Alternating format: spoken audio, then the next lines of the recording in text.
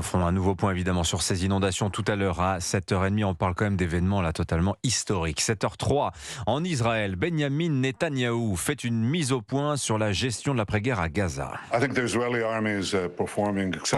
du Premier ministre israélien, vous venez de l'entendre sur la chaîne américaine Fox News. Pas d'occupation de Gaza, dit-il. Ce n'est pas le plan. Le chef du gouvernement qui se félicite de la progression exceptionnelle de Tsahal dans le nord de Gaza. Les soldats israéliens sont tout proches du centre de commandement du Hamas. William Molinier, envoyé spécial d'Europe 1 en Israël. L'infanterie de la 162e division et les forces spéciales sont entrées dans le quartier militaire du Hamas. Dans ce périmètre, il y a des écoles, des mosquées, mais c'est là que le Hamas a installé son QG opérationnel et de renseignement. Il y a aussi 2 sites d'entraînement qui ont servi aux terroristes à préparer, planifier et coordonner l'attaque du 7 octobre.